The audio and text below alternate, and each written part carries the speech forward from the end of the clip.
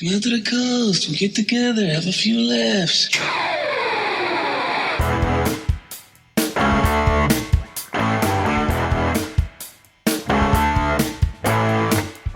Yippee Ki-Yay Motherfuckers, and welcome to the 5th edition of Dropping a Bruce, the monthly podcast where we watch every single one of Bruce Willis's 40 direct-to-video releases from his acting career to see if he took the role for a paycheck and dropped a deuce, or if in fact he took the role and gave it his all and dropped a Bruce. I am the notorious Scott K. And from the United Kingdom, this is movie snob Steve. And this one's going to be tough. And together, we will be your reluctant captains on this 40-month journey through the lesser-known movies of Mr. Bruce Willis's filmography. This month's stop is the 2014 crime action thriller, The Prince. Mr. Smith, we are recording this a day or two after we dropped our 4th episode. We are in territory here of some real gems. I'm going to be polite. Some real gems. That's very polite. Yes, this is the crown jewels of gems that we've got going on here. We have not talked about this film. You watched it, I'm assuming, yesterday or maybe today. Full disclosure, I watched it yesterday, and I just finished watching it again because I had to be sure. I had to be sure. This is going to be difficult. That's all I can say right now. This is going to be difficult. Oh, this is going to be fun. This is going to be fun. We're going to have to take this one slowly. That's what she said. Let me put it this way. There's almost, on one hand, you feel like there's nothing to talk about. But then the more you think about it, there is more than meets the eye. Since our listeners don't know that we talked about this 2 days ago, and I mentioned an actor in this film, I'm going to see if you had the same thing I told you would happen when we get to that person in a little bit. But before we pick up our missing daughter's coked out friend and slapdash our way through New Orleans nightclubs that are open during broad daylight, it's time for the... What you talking about, Willis? Just the facts, man. Just the facts. This film was released in 2014, written by Andre Fabrizio and Jeremy Passmore, and directed by Brian A. Miller, starring Jason Patric, Bruce Willis, John Cusack, Rain, Jessica Lowndes, Jonathan Skeech, Gia Montanga, and Curtis 50 Cent Jackson, with a runtime of 91 minutes. It holds a 4.6 IMDb rating and a 0 critics and 23 audience rating on Rotten Tomatoes. When his daughter is kidnapped, a retired assassin is drawn back into the life he gave up. To rescue her, he must confront his former rival. Lionsgate and Grindhouse Entertainment Group presents The Prince. People that have limbs that are amputated still feel the pain in that limb, even though it's not there. I feel that pain, and I see him. Hi, Dad. How is everything? Good. What the hell are you doing? Beth, it's Dad. Give me a call. I'm Beth's father. Just a few questions. I don't know where she is. Left something here a while back, and I need to pick it up now. I gotta get my daughter. Nobody gets hurt? Clean. It's been 20 years since he's been seen in the city. The prince is here. You bring him to me. You and I are just gonna sit here and wait for him. Why are there a bunch of men after a mechanic from Mississippi? I'm not a mechanic from Mississippi. You really don't know who he is, huh? Your father took everything from me. They're gonna kill Beth if I don't get to her first. Who are you working for? I'm not gonna forgive you. Only God forgives. My heart's pounding. Really got something special planned for your baby girl.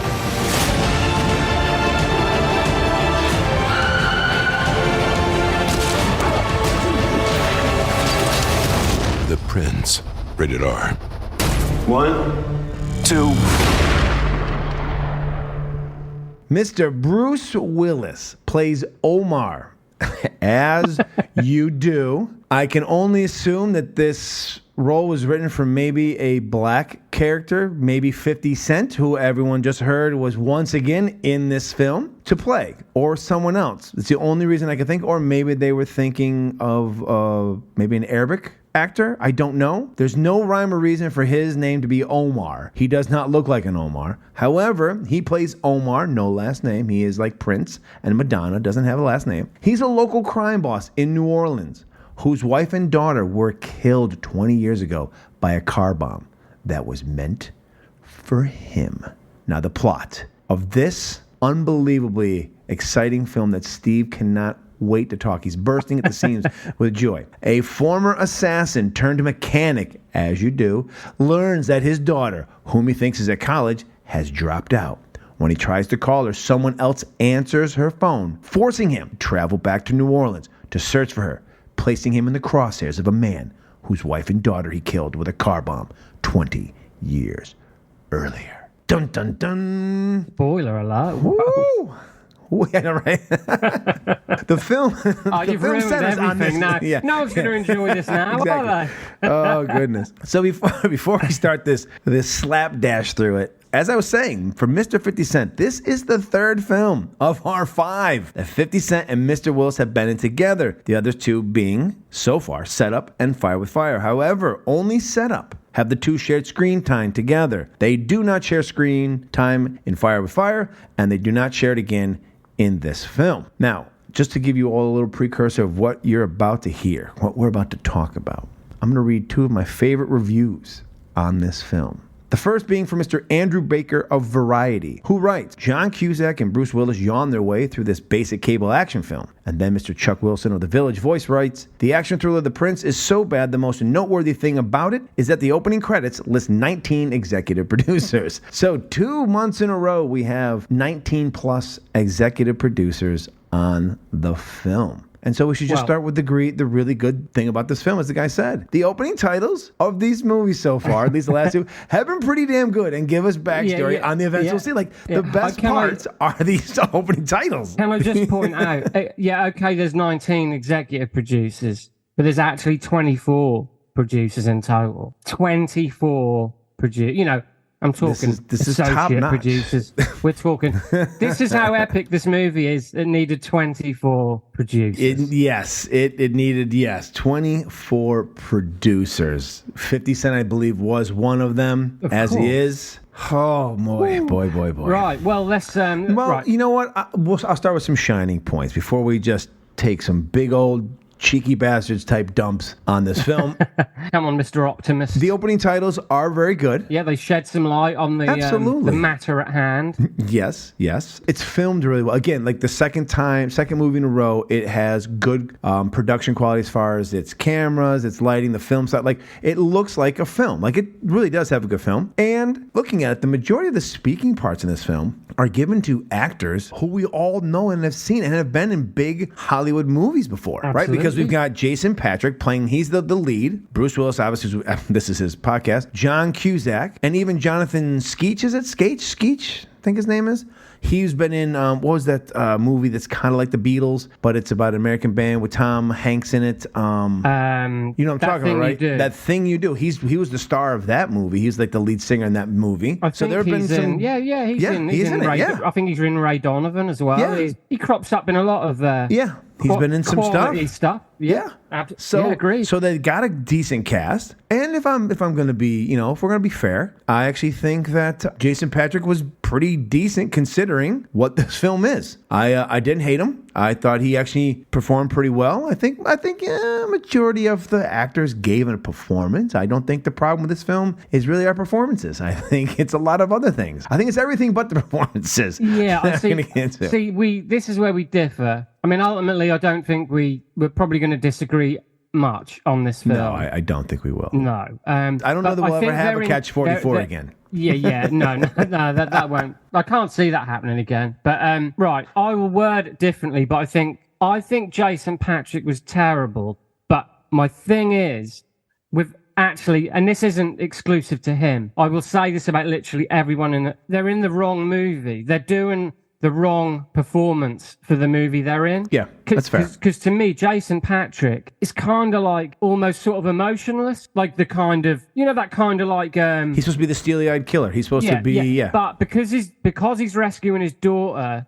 Yeah. You don't get the emotion that you would. Yes. You get it for like the 3 seconds ahead in the beginning of the film before we realize he's. Oh, by the way, spoiler. He's the prince, which gets brought up once. He's the titular prince. It's brought up once. I think Bruce Willis is the one who says it. Says if the prince is in town, get me him or whatever. Yeah, and then we never learn why his name is the prince. No. There is no need for him to be named the prince except whoever wrote this pile of I shit. think ultimately, this film would. In any other scenario, this film would be called The Mechanic. Yes, this is a bad ripoff by Mr. Andre But that's also Fabrizio shot in New Orleans, right? Here. That was also shot in New Orleans, right? The Mechanic. The remake of it, because the original, not the classic Bronson one. No, the shitty Statham one. And I think he's trying to play a Jason Statham. I think he's. Well, no, but what I'm saying is, I think this, if there was no Mechanic movie already, this would. I mean, that's what they're riffing on anyway. And can we just talk, since you said Mechanic, what, and I'm as an American, I can't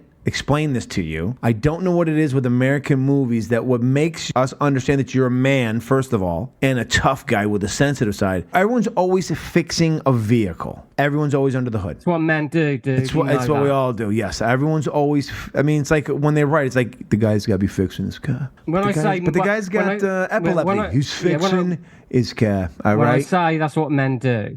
I know, but we don't. I'm not a man. No, maybe back in the day, in the 40s and the 50s, that's what men did. Well, nowadays, that comes up the tire on my bicycle. Because most of the vehicles nowadays, their engines are computerized. You can't fix your own engine. Exactly, but that's what they're saying, aren't they? These are guys who get their hands dirty. This is a metaphor. But how do you go from being? How do you go from, again, and the other thing is, everybody also, Johnny over here, he's a killer, he was in the military, so the only thing he can do now is gotta go home and kill people. Oh, he made a mistake, we don't know why, oh, he's gonna become a mechanic. What the fuck? Where do those two things correlate? I don't get that. I don't understand.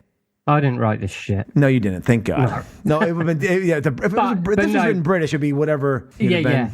No, I don't know. I don't know. Whatever you Brits do. We don't do nothing. The tea guy, I don't know. We do the nothing. Fucking guy over there. No, listen. But anyway, we're getting off. We're getting off track. This movie gets off track, but go right. Well, hey, over here. Listen. So I was just going to say, I think in any other scenario, this movie would be called The Mechanic.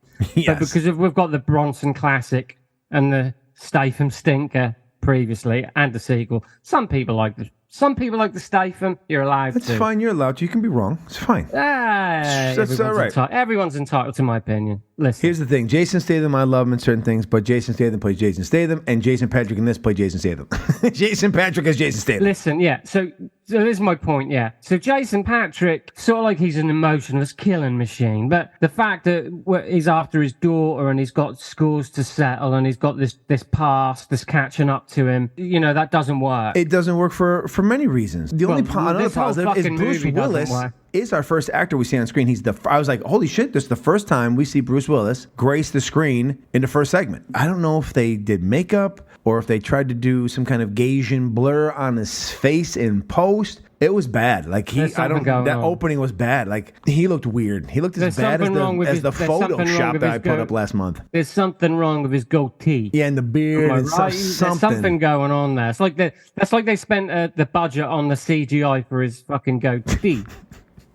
They CGI'd his beard shorter. Oh, it's 20 years earlier. Everyone knows that. Right now, you know he's 20 years. Yeah, so in this opening flashback, we see him, his wife, and his daughter goes off, and with his wife, for some reason, we have no idea. She's going to take his car. The minute that's a line of dialogue, you should know, oh, it's a B movie. We're going to get in the car. Someone's dying immediately, because no one ever says that, right? I wish this was a B movie. I know. So she gets in, and then all of a sudden we see Jason Patrick's character, and he looks like he's been beaten up. No connotation for that. And he's wearing an old man's cap. Yeah, he's got a cap. Wearing an old man's cap, so you know that we're going back to the past. Yes, that's how we know, because he was a cab driver as well. So, and so he blows up the car, and then he's shook by this, right? So he doesn't do it anymore. However, apparently we're supposed to believe that Jason Patrick was a gang kingpin? He was a mob enforcer. We don't know what mob. We don't know who he worked for. There's a maybe he worked with some other person we hear about later. We're not going to get to him yet. No. You're bringing. But there's no. You know. Listen, I know, but there's no. But like, we're supposed to know there's a gang war. Like, the reason we don't care about Jason Patric doing any of this stuff is because, one, Jason Patric's a piece of shit. He never does anything that we want to redeem him for. He kills Bruce Willis's daughter and wife. I'm glad you said that, actually, because right? We never see Bruce Willis do anything that we go, like, it's not like in Kill Bill, where like we go, shit, like Bill comes right out and, shoots, and then we go, all right, the bride's got to, even though she's a bad person, she's going to go on her vengeance. Bruce Willis deserved his vengeance in this movie. He needs to kill whatever, he needs to kill the mechanic. I thought exactly the same thing. I'm thinking, hang on a minute, Jason Patric's kind of the bad guy here. Yeah, and we're supposed to feel bad because his daughter's a fuck ass. Who fucks up in school, gets hooked on heroin, and blows some, I don't know, trailer park piece of shit. And now we got to feel bad because she can't get her shit together. And so now we have to go on this road trip back with to Jason Patric picks up some coos who's fucking buddy. Hold on, I gotta do this because I'm a New Yorker and we gotta talk about this. Maybe some people from Chicago are in this. He FaceTimes his daughter, all right? So this is kind of how we feel like she's gone, all right? So, and like she's coming home and apparently, like we have to pretend like they have a connection here, so they gotta do something. So he says, oh, I got, that pizza you like from Chicago. And he holds up this pizza. First of all, we know it's in the South. I'm sorry if you're a Southerner. You have shit pizza. Great barbecue. You can't make pizza. If you don't have any Northeasterners who've moved in and opened a pizza place, there's nobody named Antonio or Vinny or Sal opening the place. Fuck it. You don't want to go to Steve's or Stu's. It's not going to be good. But anyways, he holds up this piece of pizza, New York style, and he's trying to pass it off as Chicago deep dish. I was like, fuck you. Right then and there, I was like, this movie's going to suck. They're trying to sell me on some bullshit pizza. Fuck you. So right off the bat, the least of this movie's problems. What the fuck are you talking? That's the first red flag, right? I was like, oh. There's a red flag before that. But anyway, we're in this situation where we're supposed to give a shit. For no reason, because he calls her the next day, because she's supposed to fly home. Remember on the phone, when he's on her talking to her, showing her the pizza, some guy goes, what the fuck you doing? Hey, you fucking who? And that's it. And she doesn't respond to him, and he doesn't say another word. And it's like, right off the bat, you go, something's rotten in Denmark. And you're like, oh no.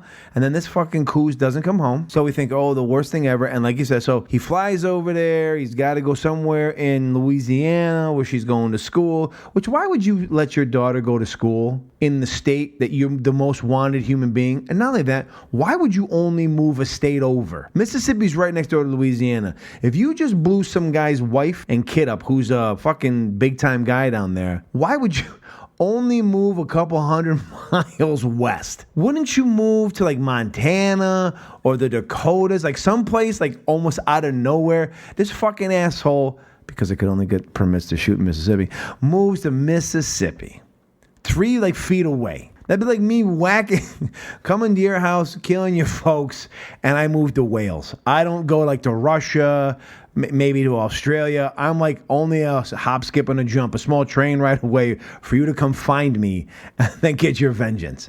And what a schmuck is Omar. He doesn't even go look for this guy. He's like 5 feet from him. It's almost like when we do get to Omar, he's upset that he's come back to his town. He killed your wife and daughter in a car explosion, and you're pissed that he's back in your town. Now you're going to get your vengeance? You waited 20 years for him to show up in your place and hunt him down? Yeah, this is riddled with issues, this movie. So Jason Patric, he's turned up, find out where his daughter is. He hooks up with he kind of gets in touch with her best friend, or a friend from the photograph. Well, he breaks into her house, finds a photograph conveniently of his daughter and some hooah. Yeah. And some dish rags. And then he sees it, and of course the picture's taken outside a bar, so he's like, boom, I'm Inspector Clouseau. We're going to go to this bar, and they're going to show up. Hey, hooah, come with me. Why does every movie, humanity's not this, I mean, humanity sucks. I'm not going to pretend it doesn't. But when you walk into a place and you're asking questions about a Mississippi, why is everyone always in these movies like, fuck you, how dare you interrupt me, you piece of shit. I'm shooting Dutch and trying to bang this broad. How dare it's like everyone's always giving them, they're always assholes in these movies. No you can't ask anybody for anything. Yeah, like how dare you? Like they almost get into a fight because some guy asked a question. Yeah, but they don't know this guy from Adam. He's just turned up out of the blue and he's like, have you seen these 2 girls? With his hair on his head, you fucking guy. But no, he's just like, he just turns up and he's asking questions. He's going to get himself in trouble. But to be fair, you don't know who he is. You at that we don't point, know it. This is true. You don't know he's this what do you call it? Like I guess an assassin, apparently. Yeah, like a kind of. We don't know he's a man with a murky past, so to speak. We just know his daughter's missing, and he's like the average Joe, just wide-eyed in the wrong city. That's how we're led to. That's where this is going. Can we hit pause real quick too? Because we're talking about the assassination. It just made me think about it. So he blows up the guy's wife and kid, right? So he's standing there. Yeah, Most people don't sit there to watch it happen. Listen. But if you're going to sit there to watch it happen, and he's an assassin, why doesn't he have a sniper rifle? He is standing out there like he's like JFK wasn't as open as the assassination for Bruce. Bruce is standing there with his wife and kid, broad daylight, no one protecting him, out in the open, easy target. Fuckstick decides to blow up the car, doesn't bring a backup plan in case it goes sideways. He could have still shot him, taking care of it then. Listen, goes, I gotta go on a run to Mississippi now. Listen. Sorry, unpause. Go back to No. What I was going to say is the car's still going to fucking blow up, regardless of how much protection Bruce Willis has got around it. Exactly. What I'm saying is the car's blowing up, but since Bruce Willis is standing out in the middle of nowhere in the field, could have easily shot him. No, because he was supposed to be in the fucking car, because she took his car. Well, I get it, but why would the car bomber puts the car bomb on and goes away? He doesn't sit there and watches from like an alleyway. Well, no, not like necessarily. A pervert. Not necessarily. necessarily. Off? You want to be there and make sure it goes down how you plan. Right, but if it doesn't, don't you have a backup, like a gun? We didn't need it. Well, he absolutely did, because he fucked up one. Well, yeah, and he two, fucked up the by guy's letting wide Bruce open. Willis live, but he's safe. Yeah, Jason Patrick's safe because I think he's stuntman Mike and he gets jerks off to people blowing up in cars, and he's in the alleyway going to get a quick wank, as you say over there in That's England. neither here nor there. That's neither here nor there. What's happened has happened. He disappears. He comes back because his daughter's gone missing. He hooks up with this young Cools, who's a friend. She's not much of a help because she's a fucking. I don't know what she is. She's all over the place for this poor girl. Yeah, but that's. I feel like every day on set she had. They're like, today you're a coked up whore. Tomorrow you're gonna be this doughy-eyed girl who wants to help. The next day you're gonna be this real pain in the ass bitch. Like it was just like all over the place for this poor girl. Yeah. Again, this is a film, as I must reiterate, that this is a film riddled with issues. So to get hung up on the fact that she's all over the place is really neither nor there with this piece of shit movie. Now, anyway, she tries to help, but not to get too far ahead, but there is a scene where he gets his ass handed to him by three guys, and you think, because at this point you still don't, because you still bad, yeah. But you still don't know who he is necessarily. True. So you think, he is like a regular father, because they beat the shit out of him when he gets mouthy with him. But I kind of thought, this is what Taken would be like in real life. Mm-hmm. Yeah, you go up to a bunch of guys and they just fucking knock the shit out of you. But then he gets up, takes care of Biz. Slow-mo, music cue, and now it's like... And I will say this before I forget. You can say what you want about the quality of this film. It has some of the worst slow motion I think I've ever seen in a movie. And it happens at really random times that just don't warrant slow motion. It's bizarre. It is bizarre. But anyway, that's just a brief. We can't argue. Well, can we also we can't argue how this whole thing sets up is they go to a club in New Orleans that seems to be a real rager at 2 p.m. You got a DJ, and there's people in there going crazy. I'm like, what the fuck is happening? What is this, a holiday? Like, why? Yeah. In any other movie, this would be 1 a.m. at night. Yes, and this is like it's like 2 p.m. Like, here we go. It's that special Tuesday. Everyone get in here at 2 o'clock. Everyone have a good time. Like the DJ's giving it the big one and the strobe lights and everyone's so they go in there and she hits cocaine and comes out and is like gonna try to grind on him, and then there is that moment. I love how they try to make him like out to be like this prince, hence the name, where all of a sudden he's like, he wants to bang this broad. We all want to bang this broad. We're like, all right, what's this going down? Like you're like, actually at this point, even when she pretends, is that when she pretends to lap dance? Yes, on him? And at that point you're kind of like, can we get some kind of action, any action at this moment? Of course, he's like, he's stoned. Oh, no, I don't What are you believe in doing? sex. What do you want? Yeah, exactly. Let's go. Because Come I'm on. Mr. fucking sensible, And he brings her out of the club, and that's when the three guys beat him up. But again, this is stupid because if he's such a badass, he doesn't get punched at first. The one guy may throw a punch like he's blocking. He's probably going to counter, and he's fucking these dudes up quick. For him to get knocked down, what is he, the fucking Hulk? Like all of a sudden he went from Bruce Banner to the Hulk. He's like, oh, now you've made me mad. Like, well, I think it made no sense for him to fight. I got. I know, but if he's got the skill set, it doesn't make any sense. But nothing's made sense. Jason Bourne doesn't doesn't get punched in the face and go, "Oh wait a minute, I forgot I'm Jason Bourne." It doesn't. No. But you know what I mean? Like guy, James Bond doesn't show up and go, "Oh, yeah, but this guy's rusty. Face. This guy's rusty. Do you know what I mean? They're loosening him up. He suddenly gets up and he's like, "Oh, I'm a fucking badass," and he starts kicking the shit out of him. You know what? Here's the problem. He was rock hard, and he wasn't thinking. He was like, "I can't bang this broad." He was of legal age. He's like, "But I can't do this. This is my daughter's whore friend. I'm not banging her." But he's thinking about it, and he doesn't see the three guys beat his ass. And he's like, "All right, I'm back." So anyway, he gets up and he's like, "Oh yeah, I've just remembered I'm a complete fucking badass, mercenary fucking mob enforcer," and he fucking beats the shit out of these guys. Well, I think it may be some of the cool ass lines they threw at him too. There were some pretty standard, awesome tough guy lines. Were there? I don't know. I think we may watch different My movies. note was, well, the tough guy dialogue is top notch. Yeah, we may watch different movies because I don't fucking hear any. Yeah, so we basically, from there, it's like him and this young Hua kind of, the whole he's a fish out of water, which is weird because he's really not, as he explains later in the film. There's a heavy exposition moment later, and you're like, well, why the hour long of shit we've just been through? You're shaking your head. I know. Because this is tough. And then he goes to the next bar and he's going to beat up this guy, and then another guy comes up to save him, and then goes to this whole big to-do about how he didn't get shot by him. And we're getting more. Can I just say, when he goes to the club to beat the guy up, and the other guy comes over, that is Mr. Don Harvey, character actor extraordinaire. Oh yeah, he's great. Hey, no, I'm not. Yeah, go ahead. I'm not pissing on your parade. No, you're not. I'm sorry. I forgot. I'm just merely pointing out the fucking track record this guy's got. I like to, we love this and he's shit. really good in it. Like in the 2-minute scene, he's really good in the scene. He might be the best actor. We might pivot from a Bruce Willis podcast to a Don Harvey podcast. I think we're about to do that. Yeah, but listen, this guy is in the Thin Red Line, The Untouchables, Die Hard 2, Taken. He's in Hudson Hawk now. Hudson Hawk. I mean, he already has. The best Bruce Willis movie.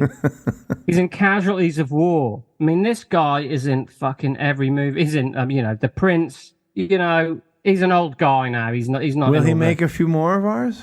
We don't know. We don't know. I think he will. This guy is a great actor, and he gets this moment, and you're like, hey, it's that familiar face. Yes. It's that familiar face you can rely on, and he's in it. He's good. Too short amount of time, but as you point out, very good. And he elevates the situation, but he's just not there for long enough. Well, it took us 36 minutes from the first time we see Bruce to get Bruce on screen again. Ooh. Last month, obviously, we voted that Bruce dropped a deuce, and we'll get into that in a little bit of whether we think it or not. Early on for me, I was thinking about the last movie, but I was also thinking about what you said from the last movie. We get Bruce to walk out with this guy named Rain. I think he's a pretty well-known actor in China. I apologize. He just goes by Rain as his side name. I forget his real name. But he plays his right-hand man. So we go to this, wherever Bruce Willis owns. He owns either a club with a pool. Sorry, Rain. He's a South Korean. South Korean. See, I apologize. He's a singer-songwriter. Yes, I remember hearing that he was one of those. He did that. Anyway, but yeah. But he plays his right-hand man, his number two, his number one, whatever he is. I don't know. They go to this pool deck. Apparently, wherever he works, he has a pool deck for reasons we don't know. Or they were able to get it. Someone knew somebody who had a pool deck at a hotel, and they were able to rent it out for an hour so they could shoot their scene. Some Goomba, some Vinny Knucklenuts over there. He's out there. Apparently, he's been saying. It's very confusing what's happening. Really know. They're talking about how this guy's been talking shit about Bruce's character. He does. He's like, wait a minute. What I think it was just stand up. I thought I was doing stand up on the pool. What's the commotion over here? Is that, Listen, is that John McClane? Listen, the tough guys among us here, we all know why they always have them by a pool. It's because when they shoot, I knew immediately. I was like, oh, he's going to the pool. But you shoot, the guy falls in the pool. You ain't got to clear up any blood. That's how we do things, but they still do the blood in the pool. But it's great. You go. The reason we have a pool. It goes down the fucking drain. So they shot him. He goes in the pool, and you're like, all right. And I was thinking, fuck, Bruce isn't going to do any action again because Rain's the one who shot him. I'm like, God damn it, Bruce, take the fucking sweater off and get fucking dirty already. He didn't. So I was like, oh, we're going to go through another one of these fucking movies where he doesn't do shit. Not necessarily. Did you notice that? I don't know when they filmed this. I can only assume they filmed it during a Christmas time at one point, and maybe they went on a break. Out of the fucking blue, out of nowhere, never comes back. Is it John Cusack's place that they eventually go to, or is it to? Are you talking? Excuse me. Are you talking about the biggest Christmas tree you've ever seen with all the Christmas decorations, and then nothing? There's no Christmas outside. There's just this giant fucking Christmas tree. Looks like it's Christmas, and the next thing we know, there's no Christmas. Like there's no Christmas before, and there's no Christmas after. No, you got that right. But it looks like a scene out of fucking Home Alone in New York City. It's like Rockefeller Center's tree is in the middle of this hotel, and the next thing you know, it's fucking. We never mentioned it. It's Christmas time. I even put that on. I said, and suddenly it's fucking Christmas time. Out of the fucking blue, it's Christmas. So my friend Steve and I talked 2 days ago, and I was telling him about this film because he hadn't seen it yet. And I said, "Did you know that John Cusack's in it?" He goes, "Oh yeah." I said, "Well, guess what? I'm going to tell you he's in it. You're going to sit down and watch it, knowing he's in it. You're going to go through about an hour and a half, and all of a sudden he's going to pop up, and you go, holy fuck, I forgot he's in this fucking movie." And did that happen? It absolutely happened. I even laughed. I even laughed when he showed up. So I was like, oh yeah, he was right. That's what he said. That's right. He's in the fucking. Because you go in going, okay, those three guys are in it. All right. And so they're going to be tied together. And all of a sudden I'm like, all right, it's just Jason, Patrick, and Bruce. And I'm like, I forget about John. All of a sudden I'm like, oh shit, he's coming for his $2. Firstly, I must profess my absolute love and adoration for Mr. Cusack, one of my favorite actors, one of my heroes growing up. I think he's pretty good in this. He doesn't do anything spectacular, but I think he gives a decent performance. For what he's doing, for the few minutes he's on screen, he acts. It's not great. I mean, I think on set, but compared to what we've been watching, you're kind of like, actually, John's actually leaning into actually trying to put on a performance and pretend he's a character. Again, but the situation, I'll be kind because of how much I respect the guy, but it's almost like, how can I put this? Because both times I've watched it, I'm like, this guy doesn't know where he is. This guy doesn't know where he is. He knows where he is. He goes from one of these sets to the next one because John Cusack has fallen into that. That's what he does. I think we're going to get him again. I think he's coming up again. I'm just watching. I'm thinking, this guy does not know who he is, and he does not know why he's there. It's extremely complicated. Here in America, we call that taking a page.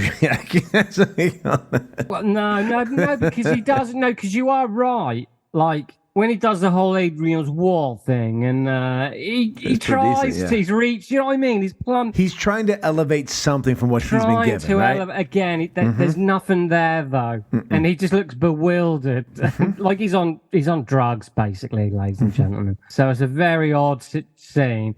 Because you've got this kind of like bewildered, shaggy-haired John Cusack who's channeling his inner Nicolas Cage, perhaps. I don't know. And then you've got Jason Patrick, who I don't even know if he can act, quite frankly. He can, but he's doing the T-1000. Yeah, he's the T-1000. Do you know what? We're reaching there because we're trying to be positive. This is what's happening here. We're trying to be positive. But I've never seen Jason Patrick deliver a good performance in my fucking life. Really? And his. Have you seen the movie Narc? No, it's okay. But he's not the fucking. We'll talk about this on Cheeky Bastards. No. But Buster Rhymes is pretty much the best part of Narc, as is Ray Liotta. Jason Patrick's kind of like, I know he's playing the stoic lead and blah-de-blah-de-blah, but it's no fucking good. Masterpiece. No, you can't. You can't. We'll talk about this on the other podcast, you piece of shit. No, we won't. You can. Thank you for bringing up Buster because we get the pharmacy, a.k.a. 50 Cent. You left her at the pharmacy? Once again, there are people coming to this movie that you're like, huh? When he calls the time and someone else picks up and it's not even my phone, like, fuck this guy. You think he's the one that he talks to at the the table. I don't even know. The way the guy didn't look the same as that guy your buddy Dan, whatever his name is, saved. Then you think, the pharmacy. You're like, oh, so the pharmacy is this cocksucker who answered the phone. Nope. Yeah, no, 50 fucking cent. Although I will say, I think the pharmacy's kind of a funny line for a funny name for a drug dealer. It is. But again, 50 cent puts in another we're reaching. Performance. I actually think this is probably his best of the three. Yes, and because he gets killed. Yeah, but I still know. I mean, because he's only in it for like 3 seconds. Yeah, but he was only in 3 seconds in the last movie. Yeah, but he was outshined by the other 2 guys who were in it as his henchmen. He's not outshined by anyone in this movie because he can't. Yeah, no, I'm saying because they only let him speak. Act. Yes, exactly. That's not. We've established that. That's not in question. But I think this is his best, is all I'm saying. Can we also just mention one thing? At this whole trip, right, this whole thing, once they find out the prince is in town, Omar, that is, he wants this guy literally detained. He doesn't want him killed. He wants to kill him. How many assholes try to kill this fucker? 50? No one listens to what he says. None. There's the 2 guys we forgot about who chase him. They chase him down, and he ends up killing them in their car or whatever, and that girl has to watch him kill him. They're just supposed to detain him. They end up trying to kill him. I thought you meant like the shootout situation. And then 50 Cent, instead of just saying, hey, I'm supposed to keep you on ice, instead of putting him on ice, in these movies, you got to tell him, I got to keep you on ice. And then he puts them on ice, and he kills all these people and gets his daughter back. Well, that's what good guys do in action movies, though. But it's also convenient. Have you watched an action movie He's before? like, where's my daughter? And they're talking about it. And then she's conveniently laying on a mattress under a blanket in that very room. Hey, it's economical filmmaking. It is. I was always thinking in my head, I was like, Steve's going to love this scene because everything is just right in the same room. Yeah, it's that thing, though, where, any other action movie, that would have been like, where's my fucking daughter? Yeah, and then you got to go through like 9 guys to get to her. What does Jason Patrick do? He goes, where's my daughter? That's how he talks in this fucking movie. The nerdy, chubby prick cocksucker that he is. Well, 50 Cent goes, bada bing, here we go. No, She's he right doesn't. over here. He doesn't She's do over that. here. She's over here. He doesn't think he's in a Sopranos episode on Saturday Night Live, okay? That's just you. He comes dancing along. He's like, do, and he goes, I am fucking David Copperfield, and I'm going to pull a whore out of a blanket. Boom, she's right next to you. She's been sitting there the whole time. Boo-doo-doo, magic. Oh, no, that bit happened. It's fucking ridiculous. I'll give you that. I was like, she's right there. Hey. And she's like, she looked like she was asleep. And I get it. This daughter over here? Listen, I know I'm not trying to bring too much into this. I apologize. Oh, shit. But she's supposed to be strung out on heroin. She just looks like she's tired. She just looks like she had to take a nap. Like that is kind of what heroin does. I mean, it's very Moorish. But then he's taking her. She's in front of him like a fucking human shield. He's walking through this hallway, shooting at people with her in front of him. And of course, just like in G.I. Joe and in Star Wars, nobody hits nobody. They're in a hallway the size of what looks like behind you's corner. That's an action movie trope as old as time. But there's bullets everywhere. She's not getting hit. I don't know how he's dragging her out. It's fucking phenomenal. It's one of the best scenes in the movie. So I just want to let everyone. And Michael Bay popped up in my mind. Now, you know why? This cocksucker's got a lot of lens flares. I thought this fucker likes Michael Bay. He doesn't even at least do the action like Michael Bay. Like, whatever I think about that cocksucker, at least he throws action into the movie. This action is fucking painful. Painful action. As the talking parts. Worse than the talking parts, because at least in the talking parts, what happens in most movies, even in the worst Schwarzenegger movies, they go, stick around. All this. You get the one-liners up, but there's cool action. You're like, all right, the action's going to fucking kick. You know what I mean? No one's ever like, oh, did you read the dialogue for Predator? You're like, I don't give a fuck about the dialogue for Predator. This movie has the most banal dialogue, the most banal It's got even more banal action. Like it's awful. No. Like even vanilla. A vanilla ice cream gets up and goes, I got more flavor than this fucking action over here. This is some bullshit. Yeah. Vanilla's like, I'm fucking chocolate now compared to this shit. And the weird thing is, there's like 3 sort of shootout stroke action sequences in a row. So like the first hour, you're kind of like, this is a pretty mundane action thriller minus the action. And then all the action kind of happens at once. And it's not done well. It's like you rented a porno tape back in the day and you sat through an hour and a half before they finally had sex. And then it became one of Sean Wheeler's favorite. It's pop shot after pop shot for 12 minutes. That's what we like over here. Oh. You're like, are they ever going to fuck? All they're doing is talking. They're just talking the whole time. It's going to be explaining how he got into being a plumber, isn't it? Exactly. So it's like, oh, how you doing, honey? I notice your breast is out, but I'm going to have to do the actual plumbing job first. Like, I mean, I'm on the clock. This is a union job. I'm not trying to get myself in trouble over here. So if you could give me a little bit. So we have that shootout, then that's when we kind of get, I think that's kind of when we get to meet up with Mr. Cusack. Yep. Who we never actually know who he is. We have no idea. At one point, they somehow used to. I mean, they have a history. Do something together. Yeah. And then Bruce Willis says it makes sense that he would go hang out and hide out there. It seems like everyone has all the information they need to kill this fucker, and they just don't know how to use it. It's just like... And everyone has the information. They've all got the skinny on what's going on in this movie. They just conveniently forget to tell us. Which or is each other.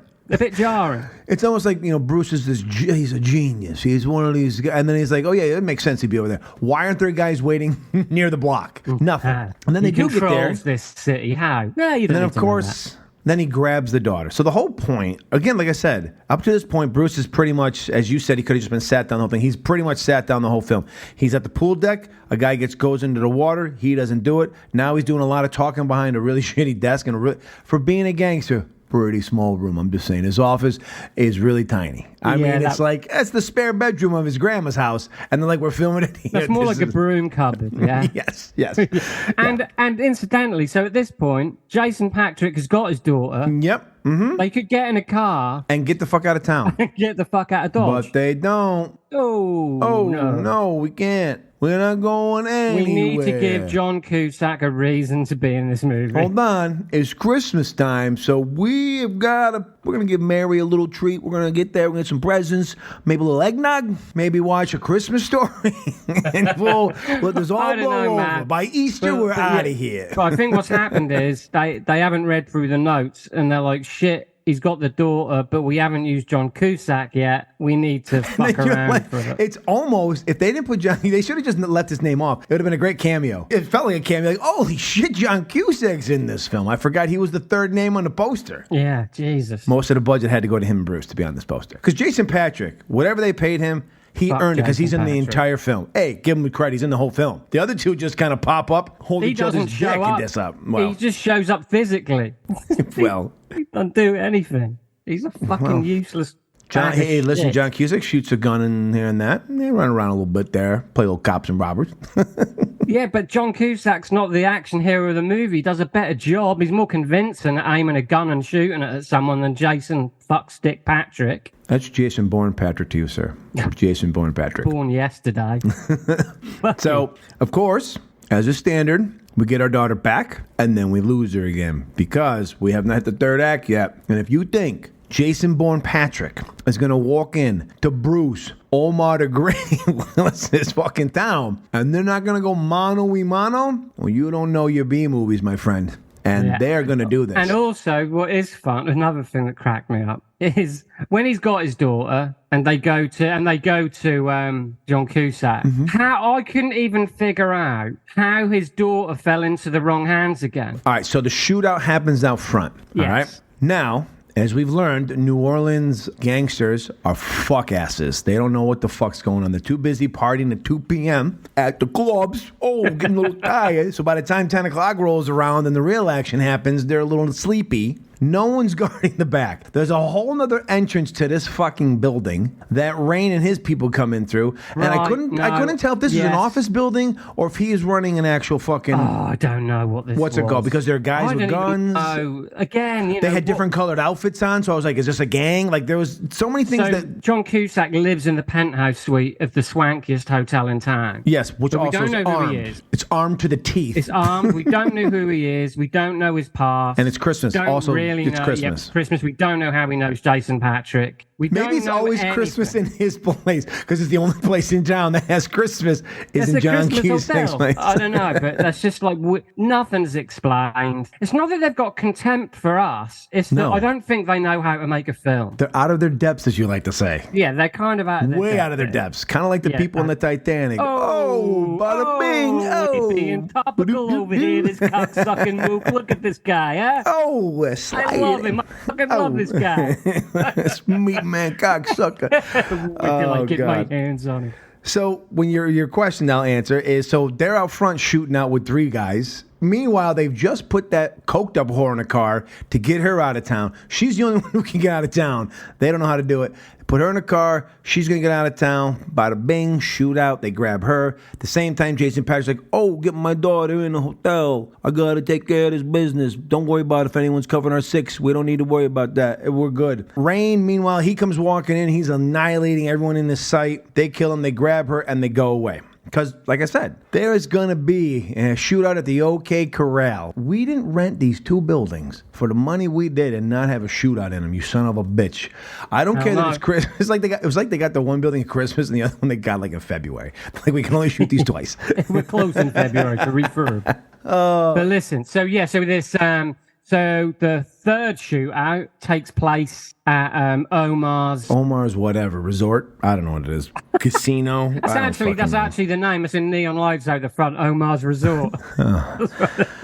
So, again, I want to state this. Omar says, "I want him alive." Cool. They know he's coming. 3 cocksuckers are standing up again because maybe it's a cool shot and they can make glass break. I don't know. They're standing on top of this balcony overlooking the actual vestibule of this entranceway. When you look out, it's a glass front. You can see him walking up for like 3 minutes. Like if you're standing there. All right, look, I'm not trying to bring reality to it. No. But at the same time, like there's not reality. And then there's glass fucking windows in front of you. How can you not see him walking up? One bit I thought in this very moment you're talking about, there's one bit that really cracks me up, right? Jason Patrick is standing in the doorway and the guy is on the phone and just is obviously waiting for someone to say, shoot at him, sort of thing. Because he's just like stood there like, what do I do? What do I do? And the 4 guys up top just are looking down at him. Well, they're all aiming their guns at him. No one's going to throw like tear gas down to knock him out. No one's tasing him. Well, no, they couldn't afford that. But this is... The key is I want him alive because I'm going to kill his daughter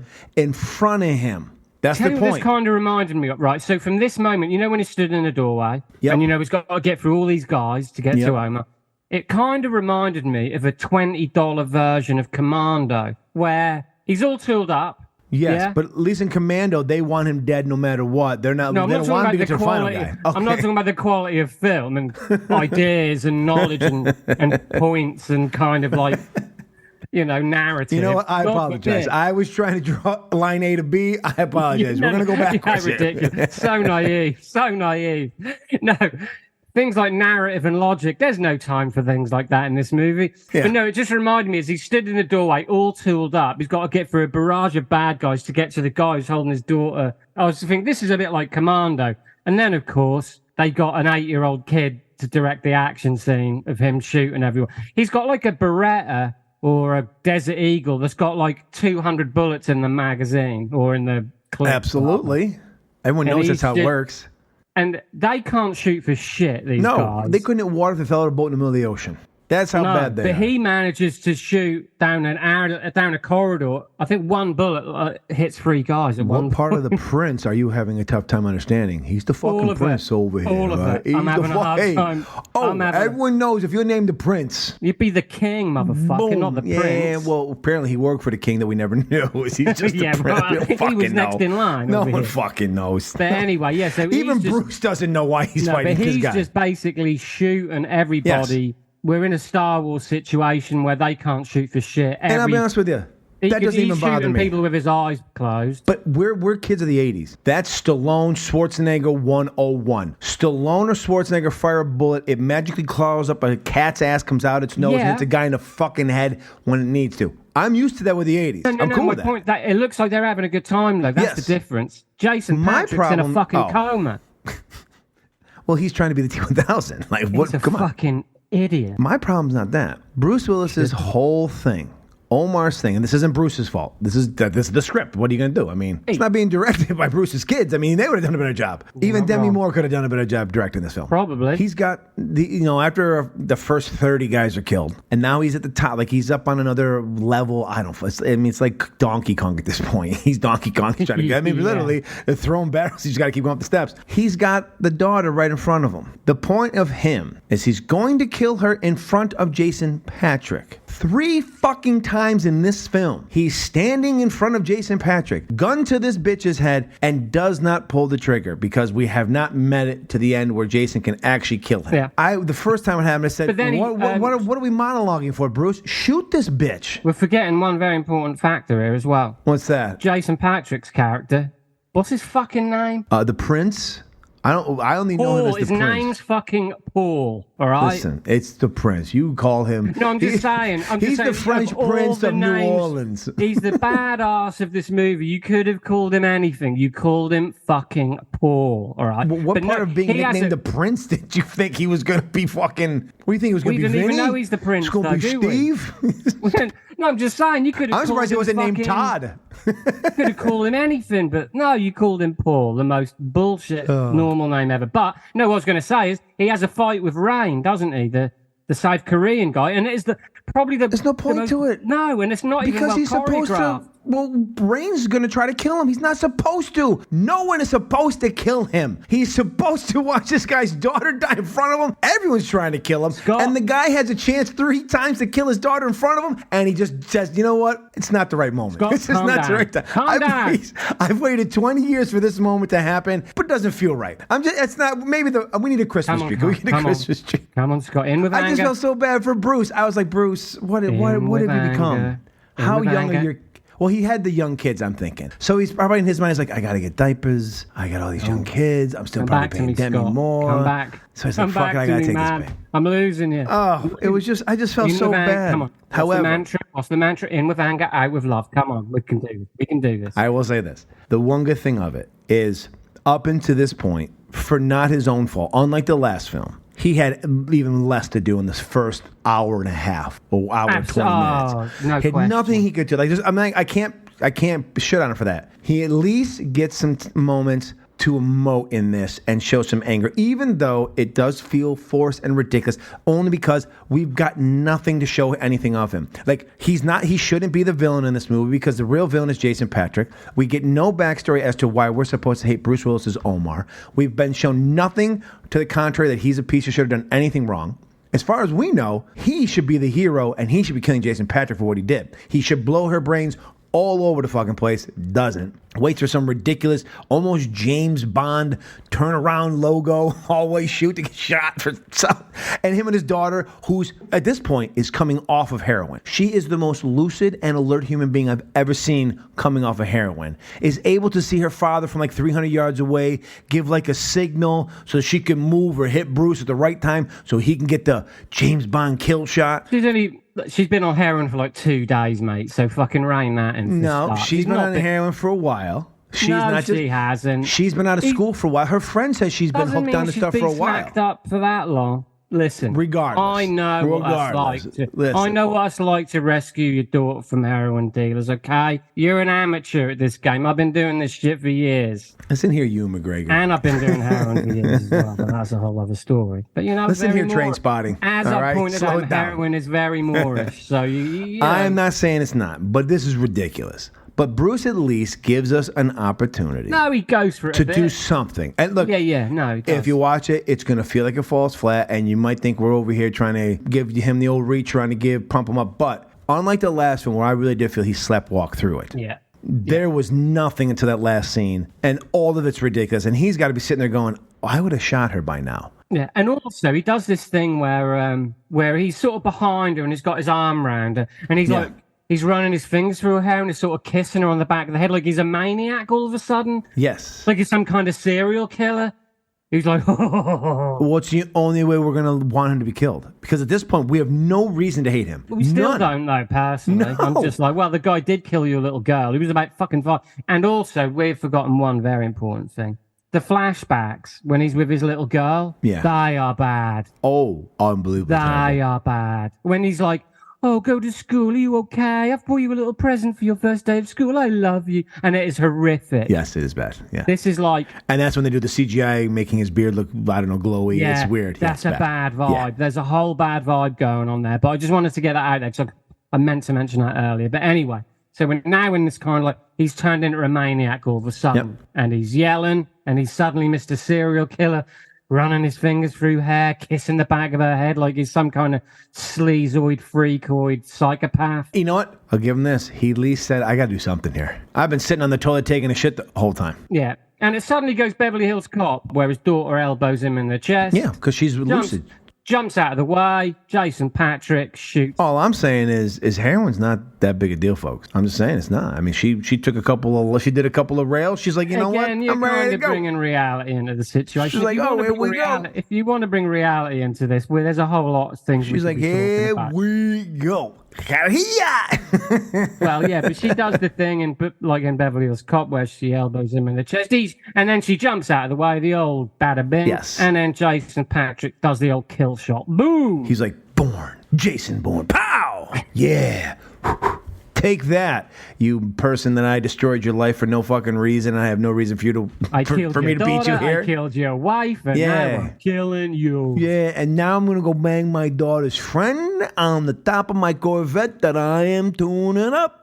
Boom. And considering my daughter's smacked out of her brains, I might throw her into the mix. Oh, over I'm not even sure she's my daughter. Boop, boop, boop, boop. I'm from Mississippi. It's totally legal. Keep it in the family. Oh, over here. That's what I'm saying. Meat man cocksucker over here. Fucking thing. So, as you can tell, this is really actually a fantastic movie. I hadn't even seen it. Oh, good God. Anywho. I had one little last note for you. I said, this film looked good where camera quality is concerned. Most of its speaking roles have well-known actors. And as shitty and aimless as this film is, it's hard to take a huge dump. Considering the filmmakers are clearly fans of 80s action movies, as they hit every cliche and trope in the book. But as my friend Steve says, they're out of their fucking depths. I'm telling you. Out of their fucking depths. But that's, that is The Prince in a nutshell. Yes, and not a good nutshell, like the kind that's on the floor. Because they walk out of the building and stroll off into the sunset, and boom, it is the end. There is no... end. There's no cops. No one showing up. Cusack? Where's Cusack? Where's our man Cusack? It's Christmas morning. He's opening presents, all right, over there at the Hotel de Santa. We're having eggnog. He's getting his eggnog polish. Boom, everybody gets a present. Actually, he lost a lot of guys. He's holding some job interviews. There's been some openings at Hotel de Cusack. Yes. Well, Omar's Resort, Hotel de Cusack. But yeah, so that pretty much wraps the movie up in a completely unsatisfactory manner. Remind me again who this guy is. Former boxer been talking behind your back. I'm done, bro. Making himself appeal like somebody connected to you. I heard local buyers has taken a vested interest in him. Donnie Musical. How could you forget that name? Everybody says you're a real punk. Now you've been making problems for me, my family and my friends. You make promises you can't keep.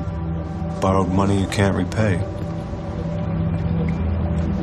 Down here, you can't get away with that shit. Don't say anything just yet.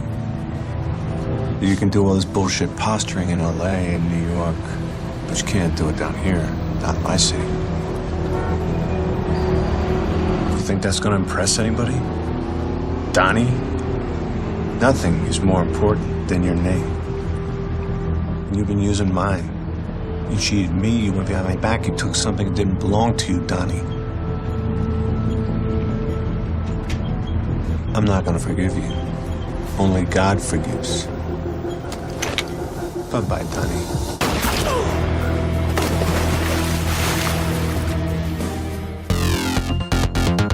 Favorite scene.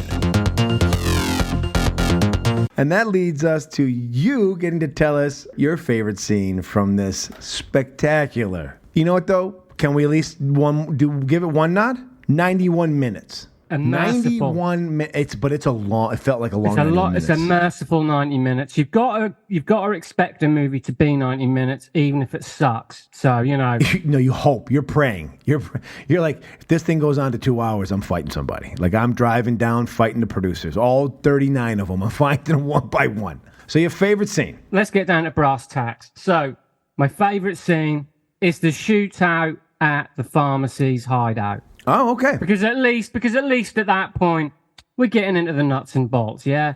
Bullets are flying around. Jason Patrick's kind of still quite lethargic, but he's smoking fools, and he's throwing his daughter around maybe in the hope that she'll catch a bullet or two to make his life easier. But, that shootout, at least the film suddenly, starts to get a little bit of energy going. Maybe you're right. Maybe he wanted to bang the daughter's friend, but he's like, now she's alive, so maybe she'll take a bullet here. He's wearing like Captain America's shield as he's walking through. He does call her a cock-blocking piece of shit a couple of times in the movie, I'm sure. Maybe that's just me. Funny is, my favorite scene is similar. Okay. It's when 50 Cent is killed. I was like, finally.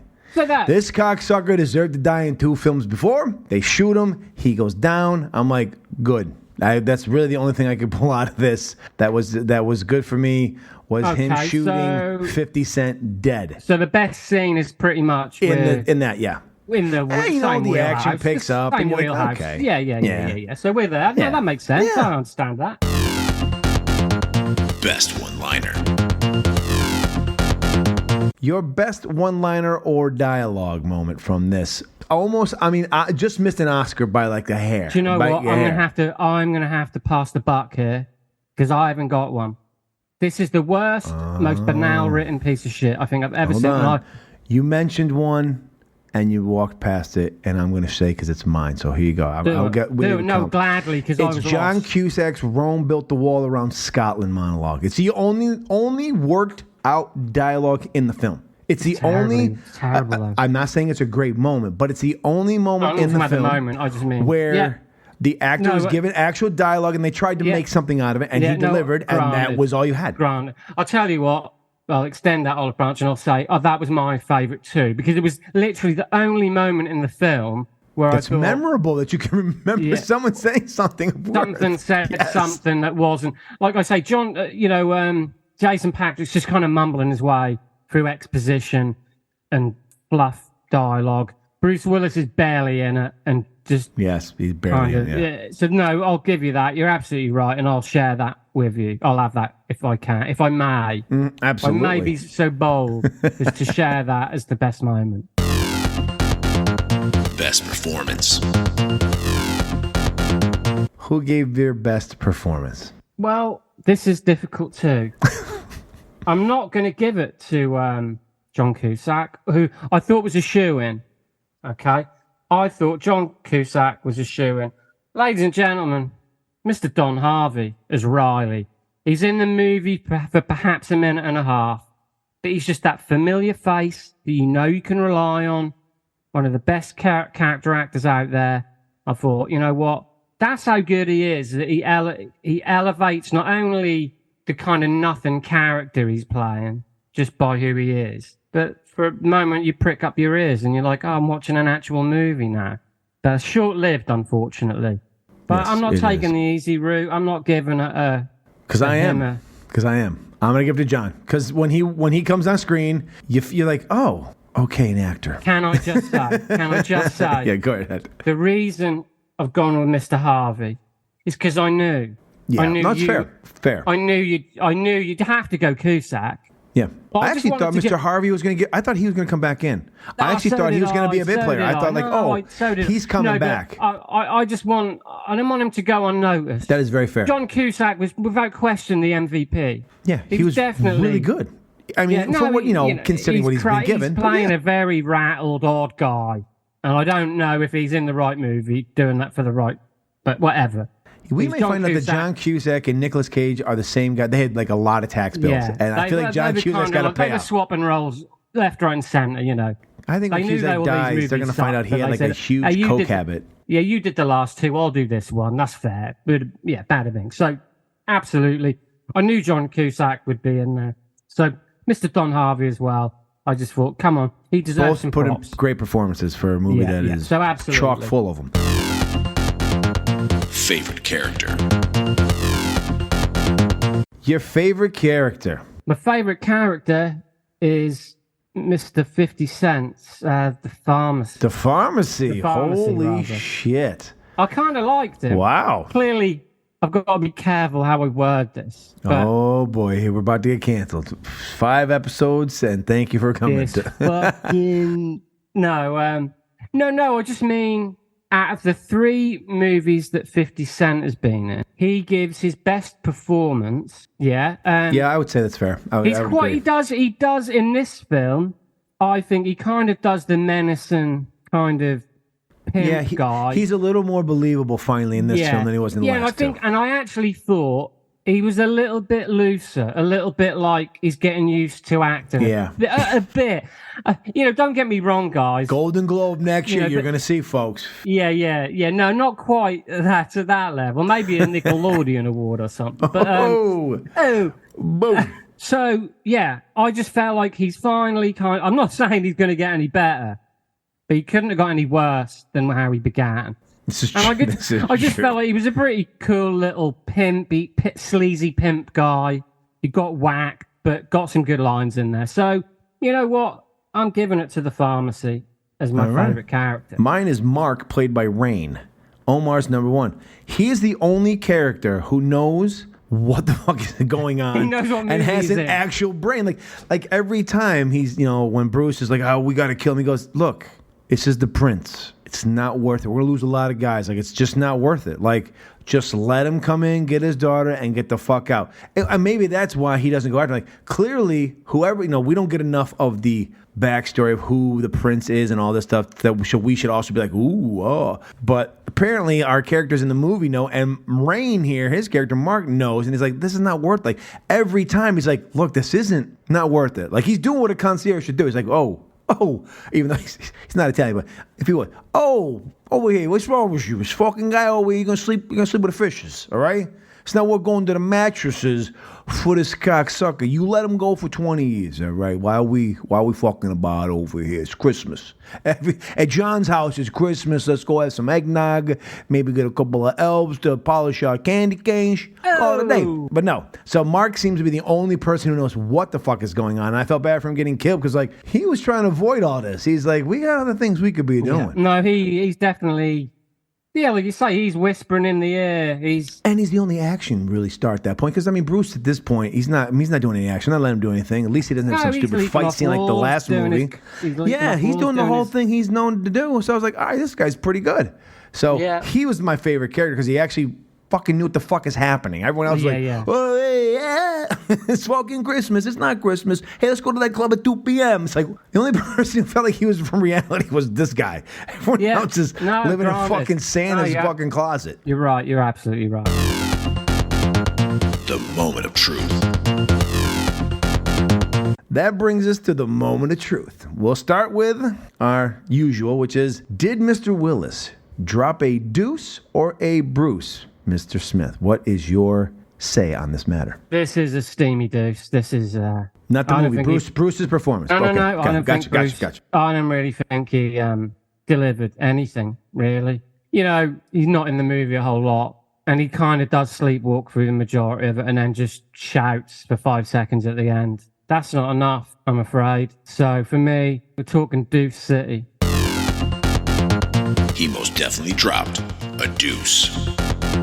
So for me, I said this one certainly walks the fucking line of a back-to-back deuce for sure. The final sequence, as ridiculous as it is, it does allow Bruce to stretch his wings for a little bit, but this is really a color-by-numbers shit-ass script of a fucking action film. And unfortunately, even though I did appreciate him at least throwing something at us at the end, I gotta say, at least by a couple of hairs or a couple of nuggets, unfortunately, Mr. Willis once again dropped a deuce. Where the last one, my friend Steve thought it really wasn't so much his fault as it was the script. I felt the opposite. I think we flipped this time. I don't think it's so much his fault this time. Just like I think he was really given nothing, but it's absurd. It's all over the place, and he does even the choices he makes. Probably not his fault. Maybe some editing choices in there, but the creepiness of him with his family in the beginning, and then him being like this weird, almost pedophile kind of guy at the end. Like, unfortunately, 2 in a row. So I don't know. We might be on the downward slide here. I don't know. We don't know. We don't know. We don't know where to stop. I don't know where the backstop is for this shit slope right now. White knuckling it, folks. We're white knuckling it. He most definitely dropped a deuce. As for the movie, Yeah, I'm pretty sure what I like to call the moment of truth. Well, yeah. Did this movie, The Prince, drop a Bruce or a Deuce for you, Mr. Smith? Once again, this is a steamer. We're in Deuce City here. I just found, you know what? All said and done, I've been kinder than I normally would, but I also think it's because we know what kind of film this is. This isn't like we're reviewing one of his Hollywood released to the theaters. Look, Bruce, to put Mr. Willis aside for a second, I don't watch movies like this particularly. You do now. Yeah. And I'm surprised I'm surprised they still make films like this. Yes, it's a stunning, and then the amount of money that they get made for. Yeah. It's insane. Yeah, that's I a think, bit of a surprise. we're washing drug money here. Yeah. I think this might be a cover. Potentially, but this is a bit of a shock to the system for me. I would actually put this below the setup. Again, my point being, considering who's involved. But are they not in the same boat?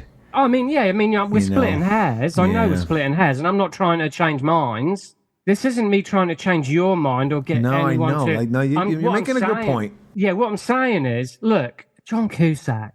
All right, Jason Patrick, Narc, Lost Boys, Speed 2, whatever the fuck else he's been in. Now, Mr. Willis, you've got some, Look, what I'm saying, the setup, I just had no chance. So I'm a little bit like, I'm a bit forgiven of it because I'm like, well, I will extend this out, Branch, to you. Its stars were 50 Cent and Ryan Felipe. This stars were Jason Patrick, John Cusack, and Bruce Willis. Even though Bruce in the other one. Bruce put in a performance in the last one, which saved that movie, in our opinion, as far as at least it was enjoyable to watch him. Those two we knew were going to be dog shit, and these two were supposed to be better, and they're higher rated actors, so I would give you that, Olive Branson. Yes, because of that, you're right, it does feel more than a setup, because Ryan Felipe is not carrying shit. Yeah, no, again, it goes back to what I said a couple of episodes ago, where I was like, I was just less disappointed with the setup. That doesn't mean I like it more.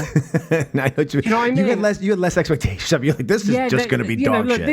This is just that was just a straight to video kind of low budget attempt at a movie. I mean, I feel like this doesn't make the setup look like Mean Streets. I'm not being that harsh, but I'm kind of saying, like, look, when you've got actors of the caliber of a Cusack, of Bruce Willis, etc. Your informed opinion is enough to make you expect more, is what I'm really getting to. I know what you mean. Yes, I actually expected this movie to be a little bit better of course, because of who was in it. You're not. You're expecting the worst, and you get the worst. Yeah. And that almost makes it less disappointing. Even Fire with Fire is a little bit better because it was Duhamel. Like, we're not expecting much from Duhamel. No. We had Vincent D'Onofrio to do more with it. We're expecting a lot from D'Onofrio.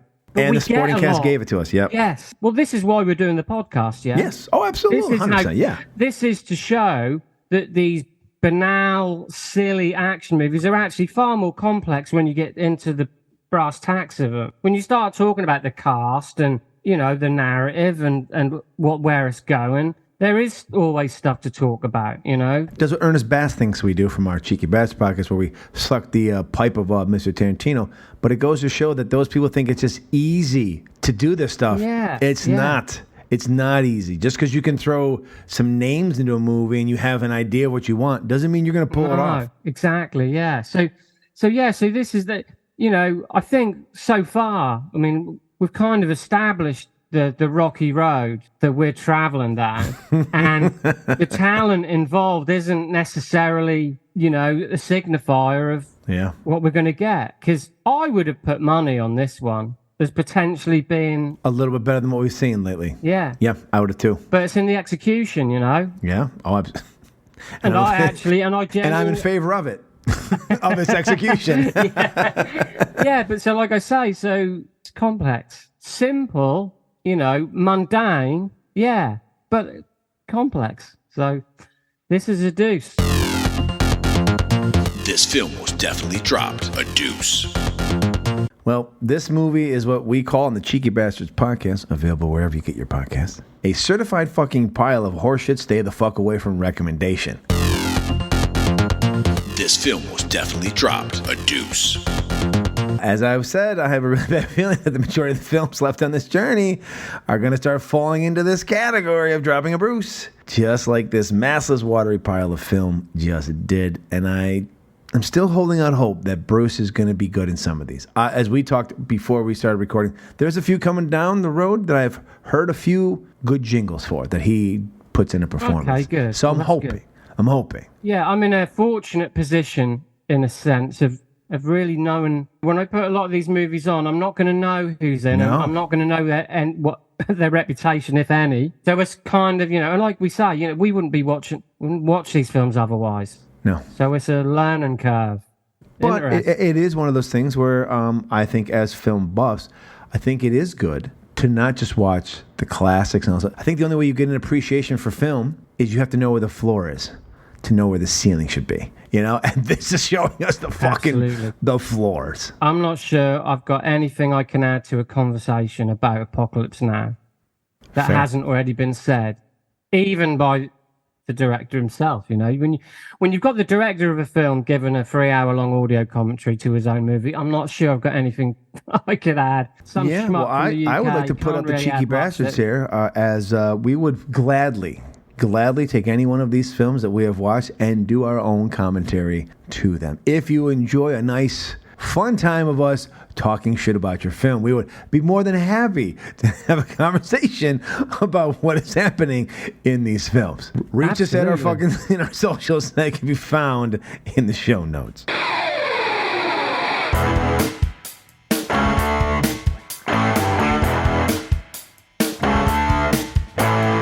And that will do it for our 5th episode. Please feel free to reach out to us on the show's socials, which can be found in the show notes, and tell us what you thought about this film, how you feel about Bruce as an actor, or even to let us know what you think about the show. We'd also greatly appreciate it if you'd give the show a like, leave us a review, and follow the show on the last of the Action Heroes Podcast Network, where you can find other amazing podcasts dedicated to such iconic action stars as Stallone, Lundgren, Van Damme, Schwarzenegger, and Seagal. The link to the network can also be found in the show notes. So won't you please join us again next month as Steve and I will be reviewing Bruce's role in 2015 sci-fi thriller Vice to see if he dropped a deuce or if he dropped a Bruce. Until then. Yippee Ki-Yay, motherfucker.